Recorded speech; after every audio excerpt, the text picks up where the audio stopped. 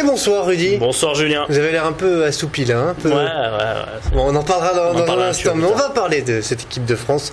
Un mot tout d'abord d'un joueur qui a porté le maillot bleu et qui s'est engagé aujourd'hui avec l'Olympique de Marseille. Romain Alessandrini, nous avons été les premiers à vous en parler. C'était l'an dernier, on avait un petit peu trop d'avance, c'est vrai, ça ne s'était pas fait. Aujourd'hui, c'est officiel, cet exploit qui rêvait de jouer chez lui à Marseille va donc enfin réaliser son rêve, prix du transfert entre 4 et 5 millions d'euros. Alors, que faut-il en penser? Une bonne chose, car c'est un excellent joueur, mais si on lit entre les lignes, ce transfert ouvre la voie au départ de Mathieu Valbuena et ou d'André Ayew, et ça, ce n'est peut-être pas la meilleure des choses pour l'Olympique de Marseille. Et on y vient à cette équipe de France et au résultat de l'équipe de France ce soir, avec un match, il faut le dire, bien terne, Rudy. Ouais, bien terne, un vrai match nul, 0-0 entre les deux équipes. On n'a pas vu grand-chose ce soir de ce match. Voilà, on voit quelques actions, les Bleus qui ont failli marquer, qui se sont frottés à un très bon gardien équatorien.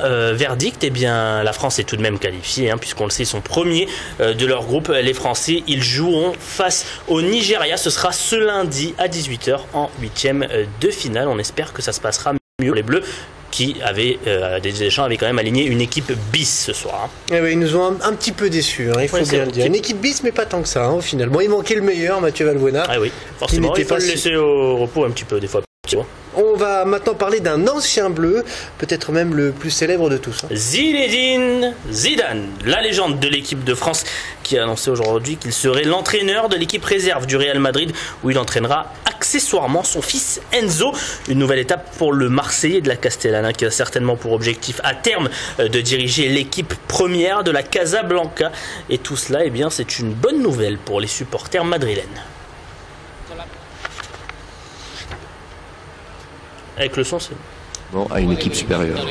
Ça me paraît génial, il est du Real, son idée c'est de rester à la maison et d'entraîner l'équipe première, donc ça me paraît une bonne idée qu'il commence par les catégories inférieures et que demain, il termine avec l'équipe première.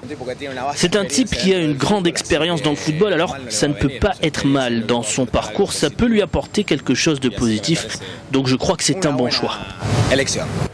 Oui, bon choix, on verra bien, c'est pas beaucoup d'ambition quand même.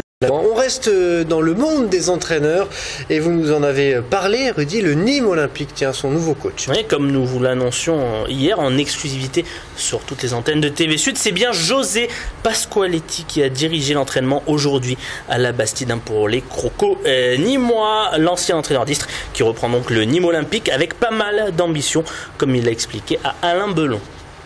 Je préfère discuter tous les jours avec eux, qu'on apprenne à se connaître. J'ai préparé des montages pour leur montrer au niveau de la vidéo justement quelle est ma philosophie de jeu, vers où je veux aller avec eux.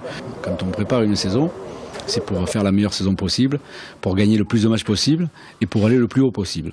Et ben nous allons préparer la saison pour gagner le plus de matchs possible et pour aller le plus haut possible. J'avais le choix entre Hervé Renard et il y avait Fred Hans qui était disponible et il y avait José Pasqualetti. Voilà, donc j'ai regardé un petit peu les caractéristiques et les qualités de chacun. José Pasqualetti, c'est quelqu'un qui a des valeurs, c'est quelqu'un qui est d'ici, c'est quelqu'un qui est abordable, c'est quelqu'un qui produit du jeu. On termine avec un mot de pétanque. Le célèbre tournoi, le mondial, la Marseillaise à pétanque organisé par le quotidien régional. La Marseillaise reprend ses droits pour la 53e édition. Rendez-vous compte, Julien, un demi-siècle, plus d'un demi-siècle, déjà 4000 inscrits à moins de 2 semaines du grand départ. Il reste encore des places pour les amateurs. Vous pouvez toujours vous inscrire en vous rapprochant du journal La Marseillaise. Et une nouvelle fois, cet événement attire des joueurs des 4 coins de la comme nous l'explique le président Michel Montana, que j'ai eu le plaisir de recevoir un peu plus tôt dans le journal de 19h30 sur LCM. 13 000 joueurs, c'est quelque chose, et 87 départements, voilà. Et 22 pays, 22 pays. Donc disons cette année on sait déjà que la Bulgarie, Israël, la Jordanie, il y a aussi la Hollande, la Suède, l'Allemagne, qui vient fort. L'Allemagne, il y avait 16 équipes. Il y a aussi la Belgique, les Belges aussi viennent fort. Je veux dire, l'ensemble de l'Europe est partie prenante dans ce mondial, ainsi que tout le Maghreb et les pays d'Afrique noire. Et bien sûr l'Asie.